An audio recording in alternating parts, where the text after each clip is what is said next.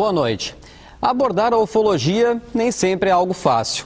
Misturando ciência, fé, religião, pesquisa e até desconfiança, algumas vezes o tema mexe com o imaginário do grande público.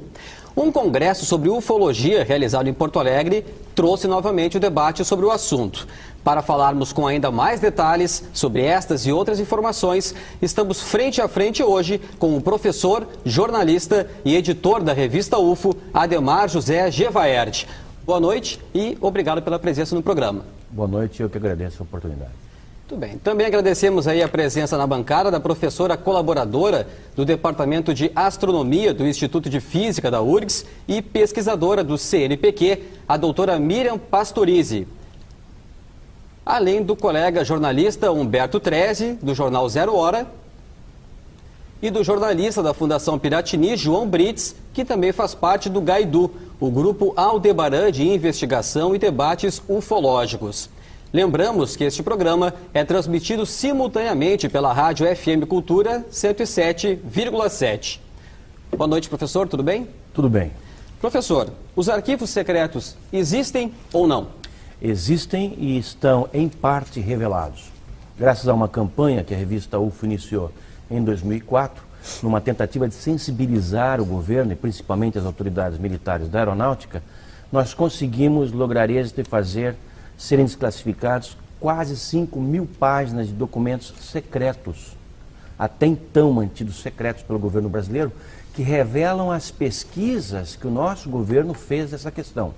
E muito pouca gente tem ideia, por exemplo, que aqui em Porto Alegre, nos anos 50, houve uma forte incidência ufológica que foi acompanhada de perto pelos militares da aeronáutica, resultando em inúmeros relatórios, que foram mantidos secretos por todos esses anos.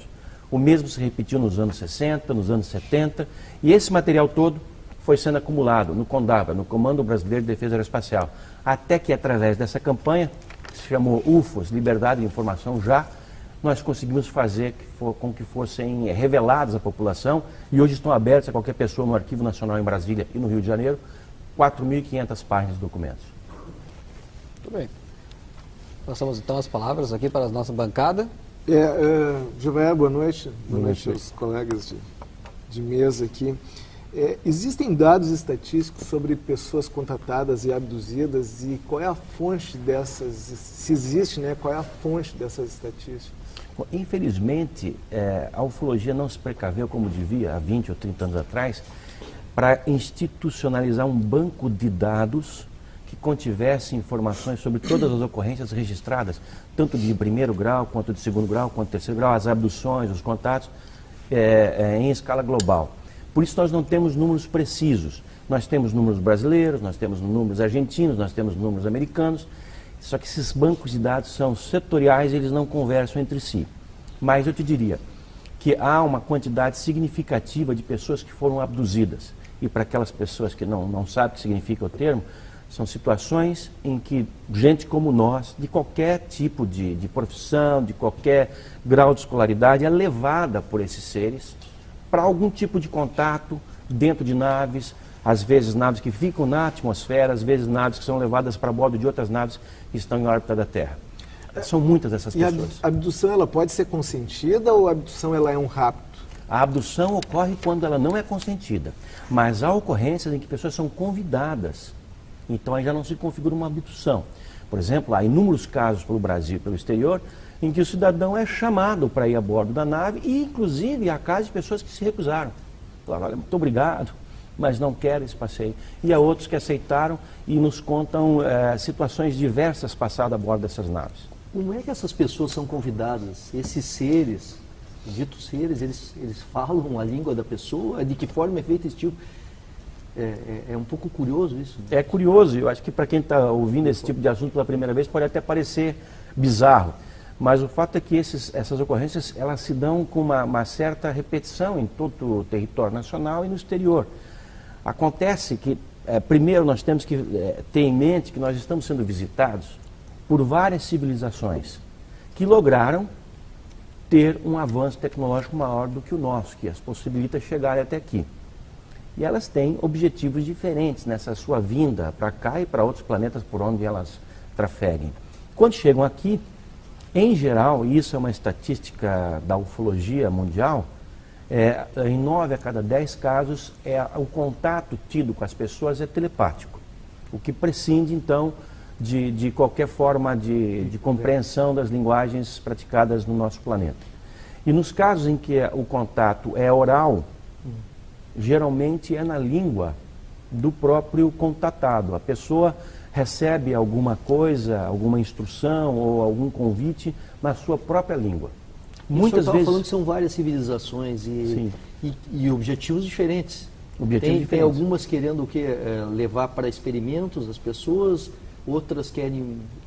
Como é que se divide mais ou menos, grosso modo, esse tipo de contato? A coisa vai até mais além do que isso. Se nós formos fazer uma análise do que nós próprios, enquanto espécie, estamos realizando hoje, nós vamos entender melhor toda essa questão. Nós hoje estamos explorando uma parte do sistema solar, aquela que nós conseguimos explorar com a nossa limitada tecnologia. Fomos à Lua, fomos a Marte, estamos tirando fotografias dos anéis de Saturno, dos satélites de Júpiter. Isso tudo porque nós temos essa vontade de ir lá para fora. Outras civilizações que já passaram por esse mesmo processo evolutivo há mais tempo, já tem mais tecnologia, já pode viajar a outros lugares, dominar tecnologias ou talvez leis físicas que nós não conheçamos ou não possamos explorar para viajar e vencer as distâncias interestelares e conhecer outras partes do universo, coisa que talvez daqui 30 anos, 40 anos, 100 anos, nós próprios vamos estar fazendo. E se nós chegarmos a uma outra civilização que esteja no estágio evolutivo mais atrasado, nós vamos ter objetivos humanos, por exemplo, com relação àquela civilização. Nós vamos querer observar como aquela civilização prosperou, que tipo de problemas aquela civilização está passando nesse momento, epidemias, fomes, etc. Então, talvez nós sejamos apenas um objeto de curiosidade de algumas dessas civilizações, enquanto que para outras talvez nós sejamos assim, um objeto de grande interesse. Até porque uma das coisas mais curiosas e notórias da ufologia é o fato de que esses seres que nos visitam, na sua assim, imensa totalidade, praticamente todos eles, 99 alguma coisa por cento, eles têm tronco, 2 pernas, 2 braços e uma cabeça. Humanoides. São humanoides, como nós. Há seres que se sentassem dentro dessa sala, nós não iríamos notar que eles não são desse planeta. São assim que eles são descritos pelas testemunhas, pelas pessoas que os viram frente a frente. E nós estamos falando de milhares de pessoas em todo o mundo. Inclusive pessoas de grande credibilidade, pessoas de formação técnica, pessoas que não seriam enganadas em nenhuma circunstância por qualquer tipo de devaneio psicológico ou coisa assim. Até porque a ufologia... senhor?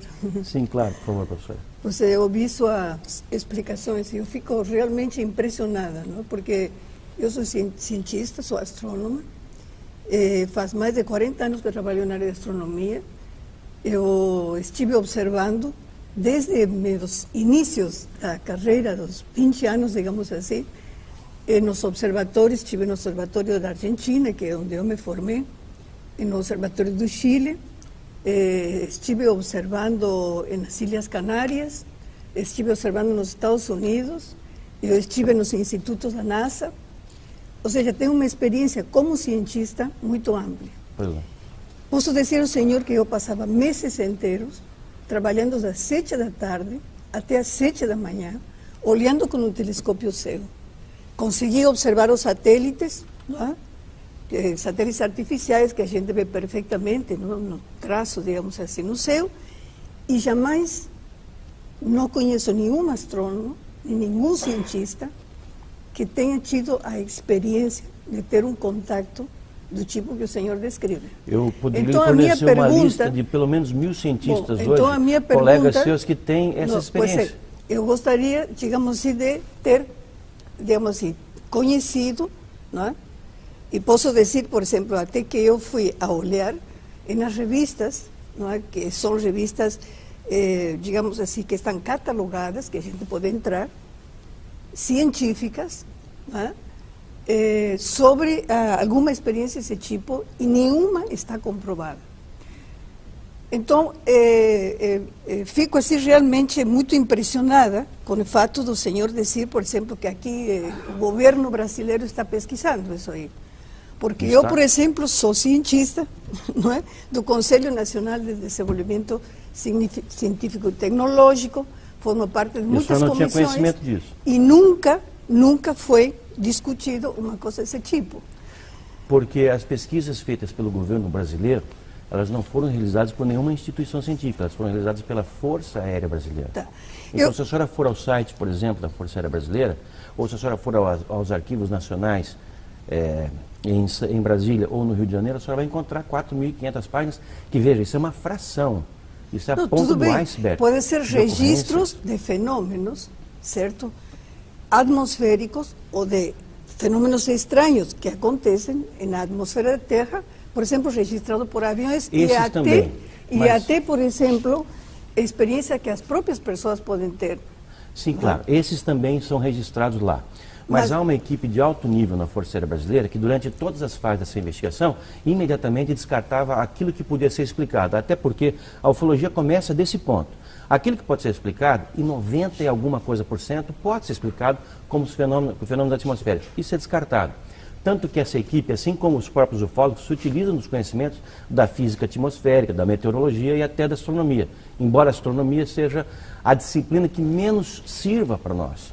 Porque esses fenômenos acontecem dentro da atmosfera e muitas vezes a baixa altitude. Um telescópio não ajuda em absolutamente nada. Mas voltando à pesquisa feita pela Força Aérea Brasileira, há registro de ocorrências investigadas oficialmente pelos nossos militares, e eu insisto nisso porque, em geral, são os ufólogos que fazem isso. São os ufólogos que recebem um contato de alguém que reside numa cidade do interior e vão até lá e pesquisam e fazem os croquis, etc. e tal. Quando a gente descobriu que a Força Aérea Brasileira fazia exatamente a mesma coisa, nós ficamos surpresos. Há registros de investigações feitas com o critério de perícias policiais, que é exatamente como nós fazemos as nossas investigações. Nosso trabalho é um trabalho de perícia, um trabalho policialesco em cima das ocorrências, para verificar como elas se deram, em que circunstâncias, se as pessoas poderiam ter confundido alguma coisa. E nós nos surpreendemos mais ainda, ao ver esses arquivos da aeronáutica, que eles se assemelham muito aos nossos, dos ufólogos civis, em que há ocorrências de discos voadores pousados, investigados e descritos pelos militares, inclusive com tripulantes do lado de fora. Isso foi registrado em abundância no interior de São Paulo, no interior de Minas, mas no interior de Santa Catarina. Mas registrado como? Registrado pelas testemunhas. Se é uma câmera fotográfica, eu posso registrar e posso simplesmente simular muitas coisas. Eu posso simular até a formação do universo, posso simular mediante um programa numérico, posso simular, por exemplo, a evolução da Terra desde 4 bilhões de anos atrás até agora. Professora, hoje nós temos softwares com tamanha tecnologia que nada escapa. Nós recebemos na revista UFO, para você ter ideia, mais de 100 fotografias por mês. Eu sou honesto em dizer, 90% delas não são absolutamente nada. As 10%, aquelas 10 fotografias a cada 100 que sugerem algo diferente, passam por um trabalho criterioso, que é desenvolvido por engenheiros do INPE, por peritos policiais do estado do Paraná, que justamente excluem as possibilidades daquilo ser qualquer coisa o senhor acredita na teoria da evolução das espécies de Darwin? Sim, acredito. Parcialmente. Há alguns detalhes que eu discutiria sobre isso na frente. O senhor, por exemplo, tem uma ideia, por exemplo, do tempo que levou a desenvolver, por exemplo, desde animais que eram praticamente unicelulares até animais tão complexos como o ser humano, Bom, há correntes de cientistas que admitem que não houve tempo suficiente para que um ser humano tão complexo como nós somos, com 3 trilhões de neurônios, tivesse sido formado a partir da aceitação da teoria da evolução de Darwin. Eu não sei, eu não sou um cientista, eu sou um jornalista, pesquisador, fui professor de química, tenho formação científica e eu tenho uma visão do fenômeno UFO muito, muito rigorosa. Até porque, como formador de opinião, ufólogo, editor de uma revista, eu sou obrigado a ver todos os dados que me chegam com muita atenção mesmo. E eu sou franco, eu ouço todo tipo de histórias e eu separo as histórias daquilo que eu considero investigável, fato. Hoje, colegas seus, astrônomos de várias partes do mundo, admitem publicamente Stephen Hawking, Michio Kaku. Eu acho que nós vamos falar, por exemplo, de um Marcelo Gleiser, que não entende absolutamente nada do assunto, se dá ao capricho de falar, por exemplo, sobre abduções ou sobre os círculos ingleses, os agroglifos, detonando essa questão, aí realmente nós vamos encontrar muito ceticismo. Eu posso dizer, senhor, o seguinte, como cientista. Existe vida no universo, além da nossa existe. Claro. E possivelmente existem outras civilizações, eu também concordo. Claro. E possivelmente existem. Só que se o senhor pensa, por exemplo, não é? Quanto tempo a Voyager, que é a missão espacial que vai abandonar, certo, o sistema planetário, justamente parece que já até foi, né? Agora em junho. Em junho ela vai sair, entra no espaço interestelar. Bom, a Voyager, ela viajou com uma velocidade de 61.000 quilômetros por hora durante 34 anos para abandonar o sistema planetário, certo? Que distância ela percorreu? Ela percorreu aproximadamente uns 120 unidades astronômicas. Unidade astronômica é distância Terra-Sol. A senhora quer chegar, é claro, é evidente. Tá. É evidente que as distâncias interestelares não podem ser vencidas pelos métodos utilizados hoje pela tecnologia terrestre. Sabe, por exemplo, quanto tempo nós essa Voyager deveria viajar para chegar até a estrela mais próxima a nós? 80.000 anos. Sim. Com uma velocidade de 61.000 quilômetros por hora. Se fosse nesse sistema precário que é o que nós utilizamos hoje. Então o senhor fala de sistema precário. Tudo bem. Tá. Então a gente vai dizer, por exemplo, bom, agora nós vamos inventar uma nave para que o senhor diga civilizações, que vem de onde? De que região da galáxia? Nós ainda não temos. Nós não sabemos de onde eles vêm. Nós temos tem que ser indicações. Ao sistema planetário, né? São outros sistemas planetários. Mas, por exemplo, a senhora sabe melhor do que eu que nós estamos tão atrasados em astronomia que apenas de uns anos para cá nós descobrimos que existem planetas fora do sistema solar. Nós não sabíamos da existência dos exoplanetas. Nós só supunhamos. Hoje nós, pelo método de transição, sabemos matematicamente da existência de planetas. E temos confirmado aí por algumas dúzias de que eles têm, supostamente, superfície rochosa. Isso tudo para dizer que nós estamos ainda engatinhando em qualquer sistema científico que possamos considerar. Eu acho o seguinte, não? Eu acho o seguinte, não? É que a gente tem que ser humilde, certo? O ser humano tem que ter humildade. E de saber que, por exemplo, para nós chegar a este estágio que o senhor acha assim como muito precário, isso foram consumidas muitas horas de trabalho. Claro, muitas horas de trabalho. Não, evidente, claro. Olha só, não é muito tempo, avanços que nós fizemos, mas ainda assim avanços passos de formiga. Dos sumérios até agora, só passaram 6.000 anos. Interessante a senhora falar do Sumério. A senhora sabia que os sumérios, em todas as suas tábuas, registram a ocorrência de seres que vieram do céu, e está em toda a mitologia suméria, que já não é mais considerado como mito, que os Anunnaki, que significa literalmente aqueles que desceram do céu, conviveram com os sumérios. E histórias de outros povos que vieram dos céus, sempre em naves, em objetos resplandecentes, estão por todas as culturas planetárias. Eu queria pegar uma carona, nessa história, tu tocasse nos Anunnakis, a professora também está falando, e a gente vê assim, ó, a ufologia como uma paraciência, ela muitas vezes se mistura um pouco com a questão da espiritualidade, a ufologia esotérica, enfim, mística, holística, como queira chamar. Como é que funciona isso? Como é que se separa isso? E hoje a arqueufologia, que muitas vezes vai no passado buscar coisas que até então a gente não sabia responder, talvez ainda não tenha resposta, enfim, que a gente está engatinhando, buscando isso. Mas com a nossa tecnologia hoje a gente já consegue vislumbrar algumas respostas com escritos sagrados, enfim. Sim, perfeito, Brito. Primeiro é importante que as pessoas tenham noção, e eu acho que esse que é o problema que falta aos cientistas. Eles não entendem que o fenômeno está aí, negá-lo porque ele seria impossível de acontecer é tapar o céu com a peneira, ou o sol com a peneira. Porque o fenômeno está aí. O que deve se fazer é investigá-lo. Depoimentos? Vamos investigá-los. E o que se desconhece é que ufologia é ciência pura, do começo ao fim.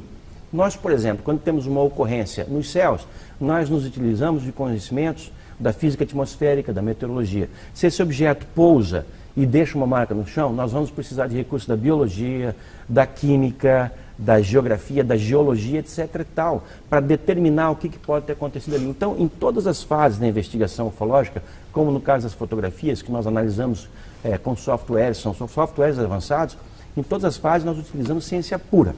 Agora, o que temos percebido, e muita gente, bem antes dos ufólogos desta geração já perceberam há mais tempo, é que apenas a ciência é estéril para analisar um fenômeno de tamanha magnitude. Porque nós estamos lidando com algo que pode provocar uma reação absolutamente total em nossa civilização. Porque a partir do momento que a gente não se veja mais como a única, mas como uma de muitas civilizações pelo universo, e que essas civilizações já têm um grau de tecnologia tal que as permite se visitar e virem até a Terra eventualmente, e até onde elas estão indo não sabemos, isso muda completamente todos os pontos de referência da população planetária. A ciência terá que ser, em boa parte, reescrita, a história terrestre vai ser reescrita, e aí a gente chega na ufarqueologia, porque os registros da ação na Terra desses outros seres, da presença desses outros seres, da chegada deles, esses registros estão por todas as partes. Há desenhos em cavernas, há escritos em moedas de 600 anos, tapeçarias de 300 anos, livros sagrados como os hindus, que têm 4.000, 3.500 anos, a própria Bíblia, e todos os registros em que o homem manifestou a sua cultura, a sua tradição, contêm ocorrências de objetos voadores não identificadas, descritas, claro, cada uma delas à sua época. Por exemplo, nos tempos bíblicos não ia se falar que uma nave extraterrestre pousou em algum lugar, mas se fala de uma visão divina, se fala de um trono celestial. Carruagens de fogo. O ser que desce é um anjo, é um santo. Sempre há essa interpretação. E isso está perene em todas as culturas da Terra. Se vocês forem até, por exemplo, os índios do Alto Xingu, vamos tratar dos caiapós. A tradição dos caiapós é de receber visitas no passado de outras espécies. Inclusive um ser que conviveu com os índios caiapó se chamava Becororote, está na lenda dos caiapó, e esse índio, esse ser, aliás, que conviveu com os índios, ele veio numa canoa voadora. Canoas voadoras, barcos voadores, isso tudo está pelo folclore brasileiro. A Bíblia fala do Elias, né, das carruagens de fogo. Exato. Eu queria dar um corte um pouco aí nessa questão sobre a existência ou não dele. Eu queria saber um pouco a tua experiência, como é que começou esse teu interesse e se tu alguma vez tiveste algum contato com o UFO mais próximo, tipo assim, algum avistamento ou algum contato com algum ser.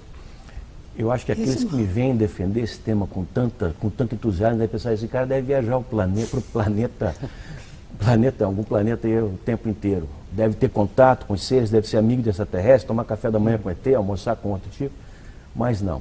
Na verdade, o começo da minha investigação desse fenômeno foi bastante prosaica. Eu era um estudante e desde a minha adolescência me interessei bastante por isso. Ao mesmo tempo em que eu me interessava por química, pretendia ser um cientista, pretendia ser o que eu acabei sendo, professor de química, mas eu pretendia seguir a carreira química, mas me vi confrontado com o crescimento do interesse pelo fenômeno dos discos voadores, concorrendo com o meu interesse pela química. Um dia eu falei, não, é uma aventura muito mais interessante perseguir esse tema. Então não parei mais. Não tive contato assim de ver nave pousadas, não entrei em naves, não tive contato com ET, não conheço nenhum ET. Mas tive duas experiências, assim, uma delas bastante marcante. A primeira ocorreu nos anos 92, 93, nos Estados Unidos, no deserto do Nevada. Eu estava fazendo uma conferência em Las Vegas, o ano correto é 92, e fui até uma área próxima da base chamada Área 51, que existe. Até um tempo atrás o governo americano falava, não, isso não existe, isso é conversa, Área 51. Espera, amor, pode se olhar até no Google, tá a Área 51 e todo mundo sabe o que se faz ali desde os anos 40. Tá? Então, ali por volta da meia-noite, no retorno a Las Vegas, pro hotel em que eu estava, fui só passear no deserto, o carro em que eu estava com outros 3 ocupantes foi seguido por uma luz intensa durante uns 40 minutos, fazendo com que todos nós tivéssemos assim um acometimento de sono terrível. Foi uma coisa bastante marcante que aconteceu, não sei se foi alguma coisa além disso. Agora, Também é importante que se diga que as experiências dos ufólogos não contam muito para a sua pesquisa. Os ufólogos investigam casos ocorridos com tantas outras pessoas. Pessoas que vão de agricultores, ou frentistas de posto, ou estudantes, até professores universitários, pilotos, astronautas, generais. Por exemplo, eu tenho me dedicado nos últimos tempos a visitar países sul-americanos que têm organismos de pesquisas ufológicas oficiais, mantidos pelo orçamento dessas nações. O Uruguai, muita gente não tem ideia disso. Aqui ao sul do Rio Grande do Sul, o Uruguai, desde 1979, tem um organismo dentro da Força Aérea Uruguaia para pesquisas oficiais do fenômeno UFO. Ou seja, deve haver esse fenômeno, porque senão os caras não iam estar gastando dinheiro para investigá-lo.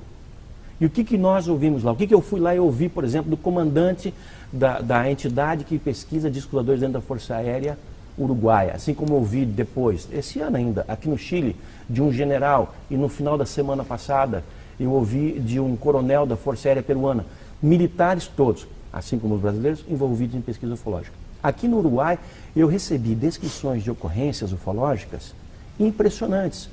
Casos em que, por exemplo, toda a defesa aérea do país foi tomada de assalto e esteve paralisada diante de objetos voadores não identificados que ficavam detidos sobre certas regiões do país, especialmente sobre Montevidéu. O mesmo se repetindo na travessia para Buenos Aires. Há casos, inclusive, de Boeings decolando do aeroporto de Ezeiza que tiveram que voltar porque no caminho se defrontaram com objetos voadores de grandes proporções. Grandes proporções. Isso foi investigado pela Força Aérea de ambos os países. E a Argentina, agora em 2010, restabeleceu o seu programa de investigação desse fenômeno oficialmente, e a Força Aérea Argentina também tem hoje uma entidade de pesquisa ufológica. Então, é o Uruguai, a Argentina, o Chile, o Peru e o Equador. São 5 países apenas nesse continente cujas forças aéreas têm verbas sendo destinadas, militares, pessoal, equipamentos, aviões destinados para a investigação desse fenômeno. A senhora tinha ouvido falar disso, professor? Não. Não, sinceramente não. Agora, se eu ligo, por exemplo, se eu ligo para o senhor, ou mando um relato de que eu tive um contato, por exemplo, né? Então, eu conto uma história, que sei lá, me encontrei, que foi conduzida a outro sistema solar, etc, etc. Como é que o senhor comprueba que o que eu estou falando, né, é verdade? É verdadeiro. Ou simplesmente é uma alucinação que eu tive, ou simplesmente, sabe, tem pessoas que alucinam, claro. Que alucinam. Né? Nós, tem pessoas que têm mais a par disso, porque nós estamos vendo a alucinação de pessoas que então, ou seja, eu não, digamos assim, eu penso que existem fenômenos. E certamente eu não sou do cientista que o senhor pensa, que o cientista simplesmente se fecha, não é? E não quer aceitar porque nós não queremos queremos continuar sendo a única civilização. Não é isso, é que o cientista sempre, não é, para dizer que um fato realmente existe, precisa de alguma forma uma comprovação. Mas para obter essa informação, o cientista tem que sair a campo. Ele não pode esperar que no seu gabinete ele vá receber essas evidências. Aliás, até poderia. Eu tenho o maior prazer de mandar evidências para qualquer cientista que queira. Agora, eles têm que correr atrás disso também. Professor, só um instantinho, só vou lhe pedir para a gente fazer um intervalinho. Pois não. Aqui no Frente a Frente. No retorno, o senhor já faz a resposta da pergunta, tudo bem? Então, o Frente a Frente faz o intervalo, a gente volta na sequência.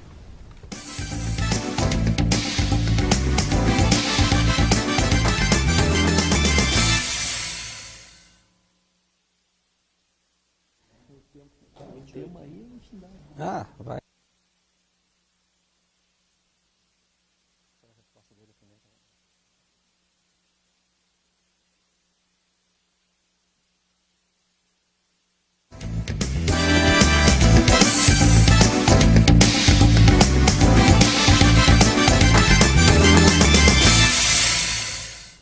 Frente a Frente dessa semana está de volta com o professor Gevaerd. Professor, então a resposta e a palavra é sua novamente. A gente teve ficou uma informação no primeiro bloco ainda. Muito obrigado. Eu queria só complementar, inclusive, aquela primeira pergunta que a senhora fez com relação aos seus colegas astrônomos. Um deles, chamado Joseph Allen Hynek, que era da Universidade Northwestern, em Chicago, que é conhecido hoje como uma espécie de papa da ufologia, porque foi o homem que cunhou os princípios científicos da investigação desse campo, nos anos 70, ele falou o seguinte, cientista que liderou uma comissão de cientistas para investigar o fenômeno conhecida como Comissão Stanford, nos Estados Unidos. Ele falou que um dia a ciência vai ter que reconhecer o débito que ela tem com os ufólogos, porque são os ufólogos que estão fazendo aquele papel de investigar esses fenômenos que simplesmente não atraem a atenção dos cientistas. Eu vou dar um exemplo para a senhora, para todos vocês. Eu residi durante muito tempo em Campo Grande, no Mato Grosso do Sul, e lá existe o estádio municipal, Morenão, tá? E no ano de 82, inclusive por essa razão eu me mudei para lá, havia um jogo pelo campeonato nacional. Esse jogo era entre um time local e um time, o Vasco, do Rio de Janeiro. E um objeto voador de grandes proporções praticamente parou sobre o estádio, de tal forma que quem estava nas arquibancadas superiores podia vê-lo de frente, por alguns segundos. O jogo foi paralisado, na metade do primeiro tempo, e depois continuou. Esse mesmo objeto foi visto em vários outros bairros da cidade e em muitas outras cidades. O espantoso é que havia 23.500 pessoas no jogo. Todas viram. Um objeto que se deteve em 1982, ali em cima do estádio. O detalhe é que o estádio pertence à Universidade Federal de Mato Grosso do Sul. Vamos dizer assim, é a residência da ciência naquele estado. Sabe quantos professores daquela universidade, quantos alunos, quantos investigadores, quantos funcionários se interessaram em pesquisar isso? Zero. Foi preciso que um cara saísse do Paraná, eu, de Maringá, para ir a Campo Grande para investigar essa ocorrência e fazer entrevista com as pessoas para ver o que estava se passando. É o equivalente a haver uma epidemia de uma doença nova ocorrida num bairro limítrofe da cidade e ninguém do departamento de biologia ou de medicina daquela instituição se interessar em pesquisar, como ninguém no departamento de física daquela universidade se interessou em pesquisar aquele fenômeno. Então, essa é, infelizmente, a atitude que tomam os cientistas. Eu posso lhe garantir que se esse fato se repetir em cima do campus de uma universidade do Rio Grande do Sul, com muito poucas exceções, se é que alguma, vai haver interesse científico, porque as informações estão aí, abundam. Vamos dizer, talvez as informações dos ufólogos não tenham credibilidade por alguma razão, embora tenham muita, porque entre os ufólogos há pessoas de formação técnica e muito rigorosas. Mas vamos dizer que ainda assim que eles não tenham condição de serem analisados. E esses documentos que são cunhados pelas Forças Armadas de todo o mundo, e os documentos que foram construídos a partir da investigação que foi feita, por exemplo, pelo governo britânico, pelo governo francês, que resultou no dossiê Cometa, um dossiê em que se diz não apenas, como conclusão, estamos sendo visitados por outras espécies cósmicas, como também nós devemos estar preparados para o que isso deve representar. Então, esses documentos, esse material de pesquisa está à disposição. Professor, o que os cientistas têm que fazer é ir até lá e pesquisar. Mas em 82, agora, se quiser, a gente também leva até eles, mas que faça alguma coisa. Em 82, ninguém conseguiu registrar isso no estádio? O jogo estava sendo transmitido em rede nacional na ocasião, porque era final de campeonato nacional, só que naquela época as câmeras tinham, sei lá, 200 quilos, ninguém conseguiu fazer. E, inclusive, câmeras fotográficas não eram tão difundidas naquela época, hoje são. Infelizmente não houve um registro, mas o objeto foi detectado até mesmo por radares do sistema de controle de tráfego aéreo e foi visto a partir pelos controladores de tráfego aéreo do aeroporto de Campo Grande. Como acontece com regularidade aqui no aeroporto Salgado Filho, no de Curitiba, no Afonso Pena, no de Guarulhos, no de Congonhas, no de Confins, etc. Tal. Controladores de tráfego aéreo tendo experiências ou relatando experiências, ouvindo experiências relatadas pelos pilotos que fazem os seus voos pousando, decolando ou sobre esses campos. Javaera, eu queria entrar um pouco na casuística do fenômeno, tá? Pois não. Um dos casos que, enfim, mais me chama a atenção ocorreu na década de 70, a Operação Prato, e eu até queria que tu falasse um pouco sobre isso, porque isso aí envolve tanto o problema de atendimentos médicos coletivos na cidade, foi em Colares, no no Pará, né, no estado do Pará, e também envolve toda uma equipe de militares da aeronáutica que foi lá pesquisar, e esses arquivos ficaram, eu imagino que por muitos anos fechados, hoje vieram, uma parte veio à tona, não sei, queria que tu falasse um pouco sobre isso. Excelente pergunta. Eu me especializei na pesquisa dessa missão militar que ocorreu nos anos 70 na Ilha de Colares, na região do Salgado, na Amazônia. Não está longe, está a 150 quilômetros de Belém, portanto está quase que na área metropolitana.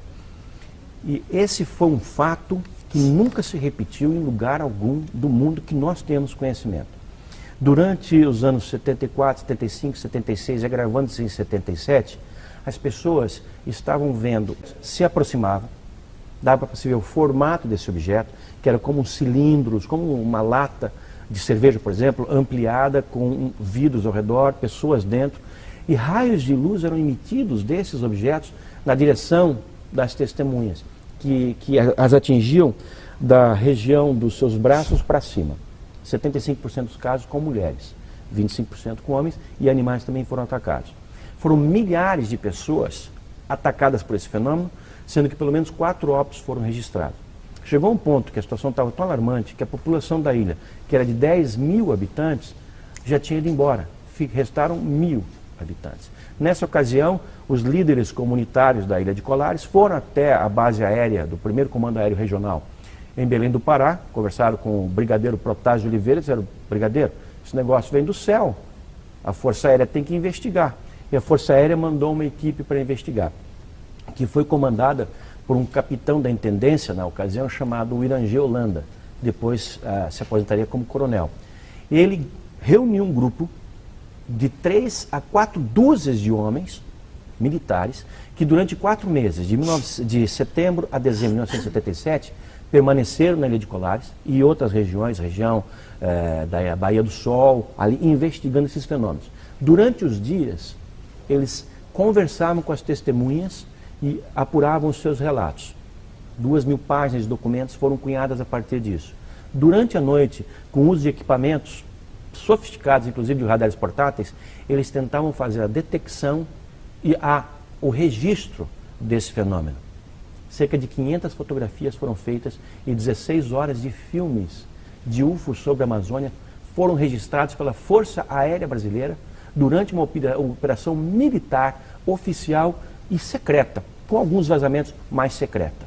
A coisa chegou a um ponto tal que os militares da Força Aérea Brasileira, e isso quem me revelou pessoalmente foi o Irangê Holanda, 20 anos depois, em 97, quando ele resolveu abrir o sigilo, ele estava aposentado, ele me ligou e ele me escolheu para fazer esse depoimento todo. Isso é uma entrevista enorme que está no site da revista UFO, publicado em vários idiomas. Ele revelou em detalhes como as naves, gradativamente, semana após semana, se aproximavam dos acampamentos dos militares, a ponto de, se o acampamento mudasse para o outro lado da ilha, os objetos iam atrás. E eles fotografaram isso, professor? Mais de 500 vezes, mais de 500 fotografias foram feitas e 16 horas de filmes em formato Super 8 foram feitos. Houve a participação de militares americanos que foram mandados para aquela região e o fato todo culminou, essa grande incidência que foi pesquisada pela essa missão militar, que recebeu o nome de Operação Prato, está na internet, inúmeras fotografias, inúmeros materiais.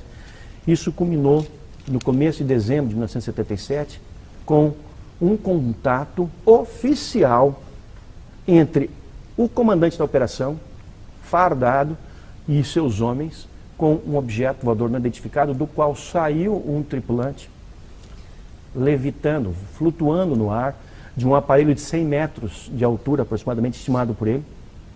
Abriu-se uma porta lá de cima, esse ser desceu por aquela porta e chegou ao nível da divisão dos militares que estavam à frente da Operação Prato. Eles se entreolharam, não houve contato de nenhuma espécie, o ser voltou para dentro daquela nave, aquela nave decolou lentamente e foi embora, e muitas outras voltaram a aparecer. Isso se sucedeu diariamente no território nacional. Não há registro em nenhuma outra parte do mundo onde uma missão militar deste porte, de 3 a 4 dúzias de homens, durante 4 meses seguidos investigando UFOs, ter ocorrido. Deixa eu fazer o advogado do diabo também aqui na história, já que... me perdoe aqui. E isso tudo poderia ser uma tecnologia, não de fora, mas daqui mesmo, sei lá, alguma potência que... Seria absolutamente impossível, até porque essa ação destas naves naquela região particular, naquele tempo particular no Brasil, chamou a atenção, por exemplo, dos militares norte-americanos. Né? Eles vieram ao Brasil para ver o que estava se passando. E, inclusive, eles ajudaram os militares brasileiros que estavam tendo dificuldade para fazer o registro dos objetos. Havia um objeto pequeno que o comandante da operação, o Irã de Holanda, chamava de modelo esportivo, que parecia ser com um carmanguia. Ele se aproximava mais dos acampamentos. E ele fazia fotografias e depois, fotografias analógicas das antigas. Depois ele mandava revelar e não conseguia, não aparecia nada. E foram os militares americanos que vinham regularmente conferir os avanços da Operação Prato, que deram à Holanda equipamentos e filmes ultrassensíveis, através dos quais, por meio dos quais, ele conseguiu então registrar esses fenômenos. Essas fotografias, só para completar, esses documentos não são mais secretos. Das 2.000 páginas de documentos produzidas pela Força Aérea Brasileira, por volta de 300 e alguma coisa estão liberadas e estão no Arquivo Nacional. Por que não estão todas as duas? Essa é a nossa pergunta, Brits. E isso é que nós queremos. Das 500 fotografias, 150, 180 foram reveladas. E as outras? E dos filmes? Eu tenho depoimentos de pessoas que assistiram aos filmes, que ficaram assim, estupefactos. Naves gigantescas, enormes, filmadas sobre o Rio Amazonas. Das 16 horas de filmes, nem um minuto sequer foi aberto pelo governo. Isso é uma pergunta, assim, uma curiosidade, não é? Claro. Porque a ciência, digamos, na minha área, não, na astrofísica, e que tem a ver com o universo, a gente sempre é consultado, sabe? Quando aparece, por exemplo, um fenômeno assim, que é desconhecido, às vezes quando as pessoas ligam perguntando o que aconteceu, vimos uma luz, etc, etc. E até, digamos, certamente a Força Aérea e todas as consultas, e a gente nunca foi consultado sobre isso. E nunca se tem assim um registro científico de um evento desse tipo, assim, tão massivo e tão coisas. Eu tenho que fazer uma intervenção para dizer que existem sim os registros científicos. Talvez a senhora não os conheça, não esteja a par deles. Não é eu que não conheço, não. Posso garantir, posso dizer que ninguém aqui da minha área, em todo o Brasil, conhece ou foi consultado, sabe disso aí. Entendeu? Então é como se os governos eu não sei nada e do os que está passando no campeonato de futebol da Colômbia, por exemplo. Tivessem uma organização secreta onde os científicos são excluídos. Não, eles não são excluídos. Então, isso é uma coisa que a mim me surpreende, o mínimo.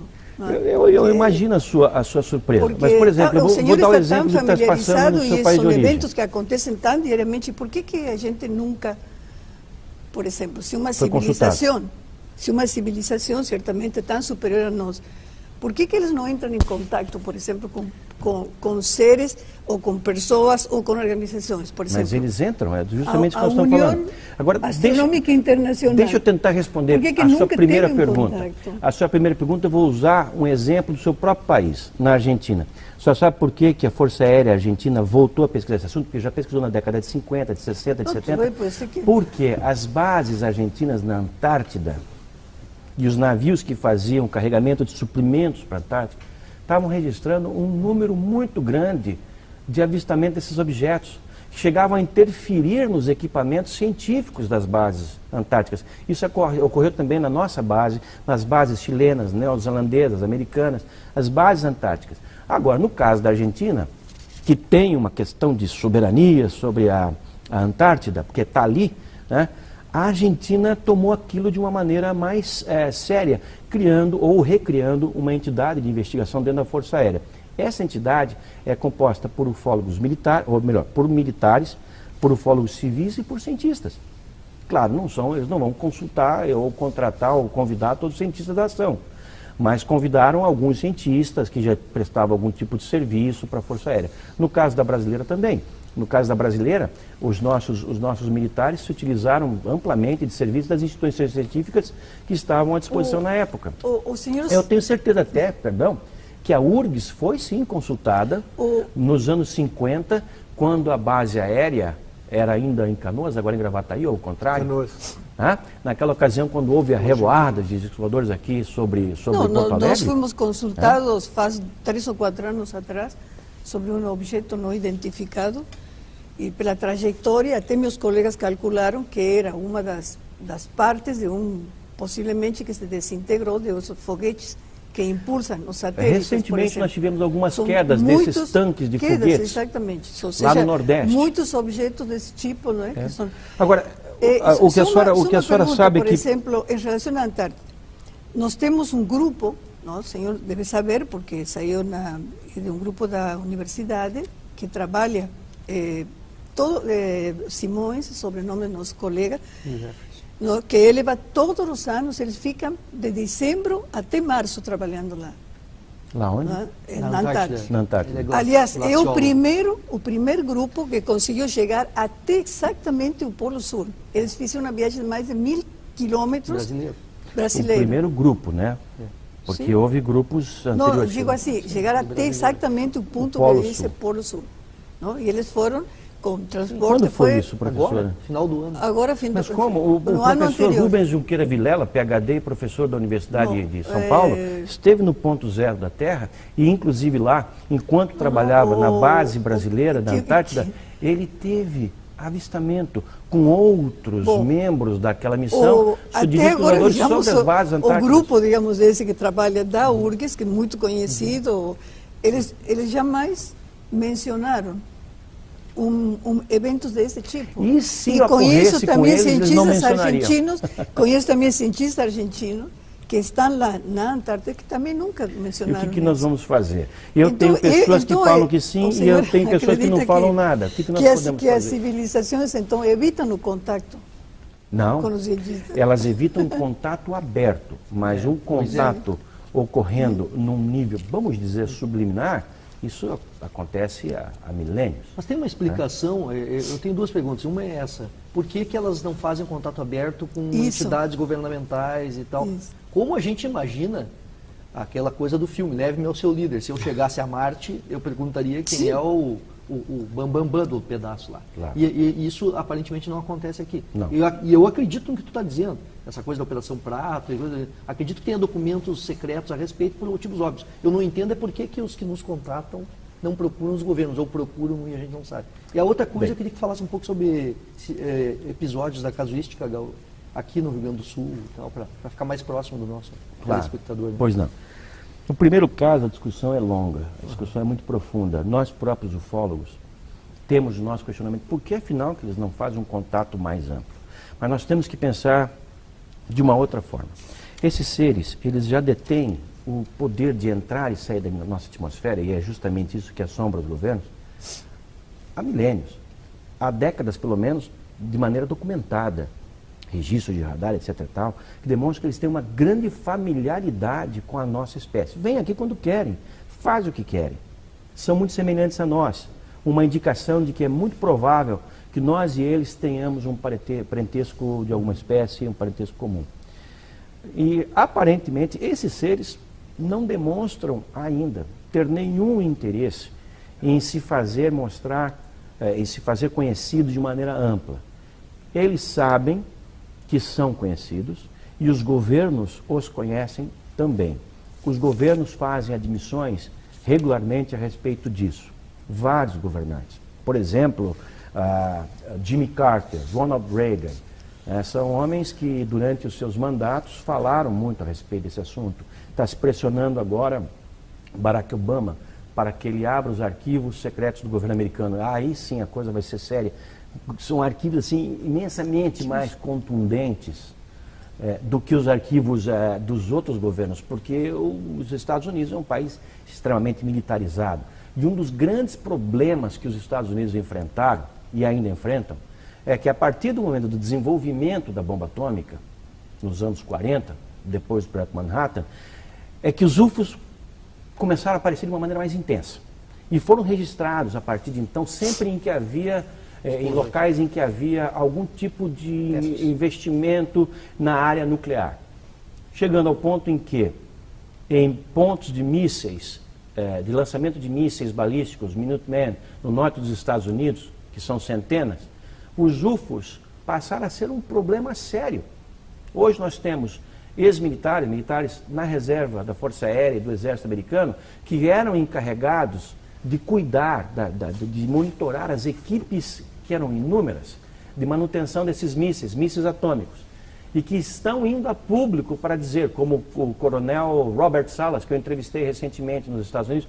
O Robert Salas é um dos homens que vai a público, como esteve no Larry King, para dizer: o governo americano está escondendo informações seríssimas sobre a ação de UFOs sobre bases de mísseis norte-americanos, que chegaram ao ponto de invalidar as cabeças nucleares, os códigos de lançamento, enfim, inutilizar aqueles aparatos de guerra. Então, o governo sabe disso? Sabe. As autoridades sabem disso? Sabe. O Vaticano sabe disso? Sabe. Por exemplo, costumo sempre citar isso em minhas palestras. Isso é uma coisa que pouca gente deu atenção, mas o astrônomo oficial, para citar um outro astrônomo, doutora, o astrônomo oficial do Vaticano, que ele é PhD, com 2 titulações em estrelas binárias, que é do seu país, ele é de Rosário, o jesuíta José Gabriel Funes, que se senta à mesa do Papa, recentemente falou exatamente o seguinte: que não reconhecer a existência de outras espécies avançadas no universo é menosprezar a capacidade criativa de Deus. Hoje há outros teólogos, que também são cientistas, como houve no passado, falando coisas semelhantes, dando a entender que a Santa Sé se move na direção de acompanhar esse fenômeno. Até porque a Santa Sé está envolvida diretamente na construção ou financiando observatórios astronômicos em várias partes do mundo. Professor, e nesses casos específicos aqui, então, do Rio Grande do Sul? O Rio Grande do Sul é um dos estados brasileiros que tem uma intensa casuística. Ela se manifesta desde os anos 50.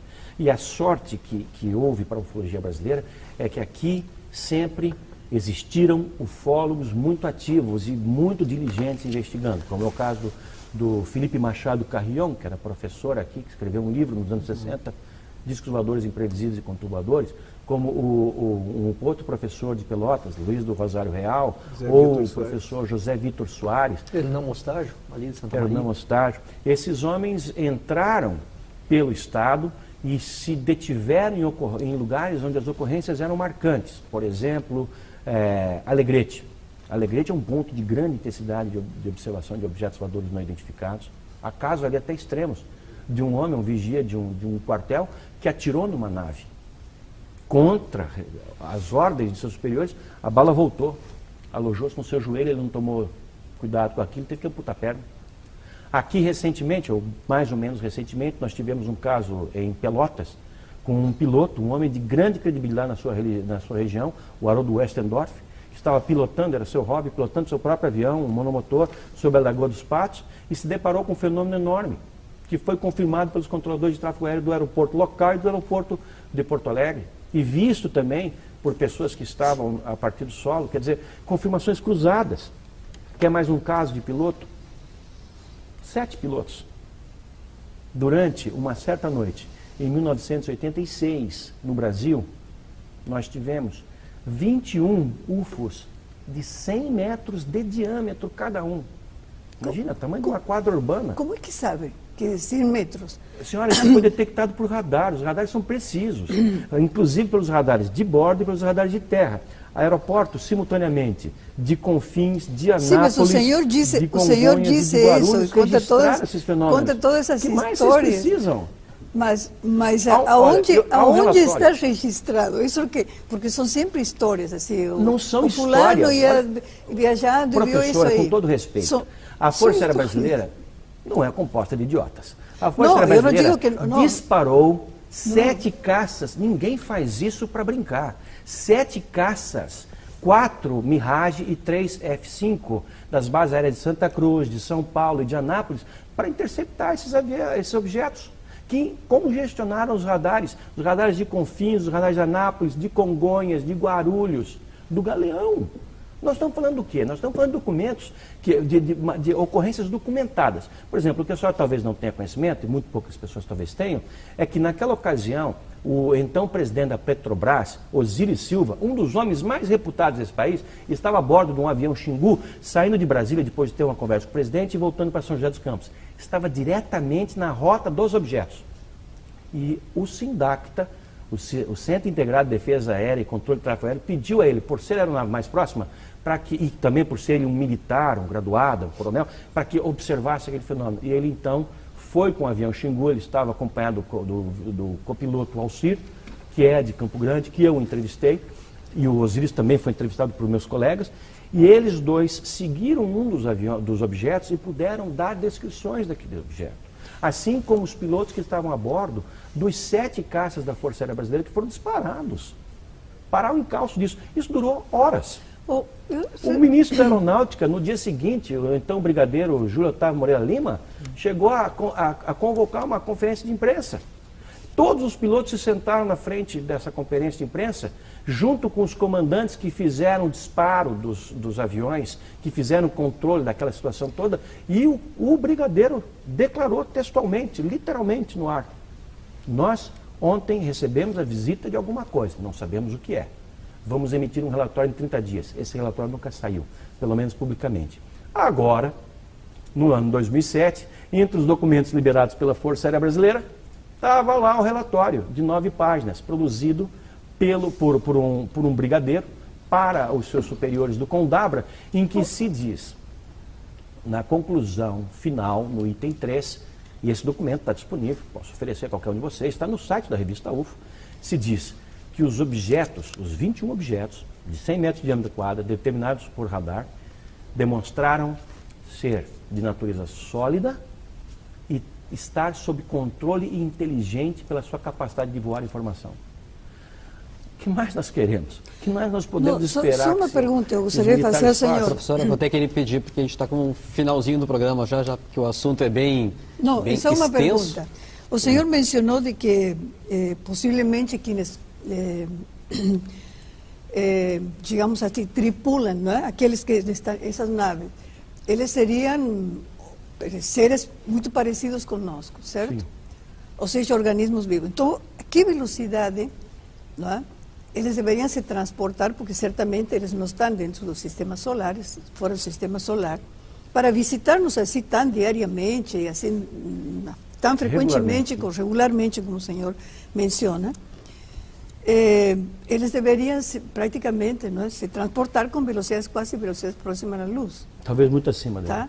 E acima dele, exatamente. Ou seja, mas, cientificamente, a gente sabe que qualquer organismo vivo, ou, por exemplo, qualquer elemento sólido, como poderia ser aquele de uma nave, não consegue sobreviver sem transformações drásticas, moviendo-se a essa velocidade. E isso está comprovado cientificamente em laboratórios que isso acontece. Então, como é possível, entendeu, que acreditar na existência desse tipo não acreditar, professor, de organismos? Saber, conhecer as informações. Não, mas é o seguinte, eu pergunto, bom, então com que velocidade eles se transportam? Que material compõe a nave? Esses são as grandes respostas que todos nós buscamos. Eu convido a senhora, os seus colegas da URGS a tentarem buscar essa resposta também. Mas como nós vamos a buscar se a gente jamais consegue ter contato com esses seres? Mas com o telescópio a senhora jamais vai conseguir. Não, nem com o telescópio. Olha, eu já andei... 5 segundinhos, professor, por favor, só para responder essa última pergunta com relação à questão da velocidade mesmo, por favor. Nós não temos como determinar isso. E se nós formos levar em consideração as teorias, que são só teorias, é verdade, só teorias, de que nada viaja acima da velocidade da luz, nós vamos ter então que chamar os extraterrestres que pousarem aqui da próxima vez, que abordarem, por exemplo, esses jatos da Força Aérea Brasileira, o Aurora Estelar, e falar: caras, vocês não podem existir, voltem para o planeta de vocês, a velocidade que vocês quiserem, vocês não podem existir porque a ciência está dizendo que nada viaja acima da velocidade da luz. Será isso?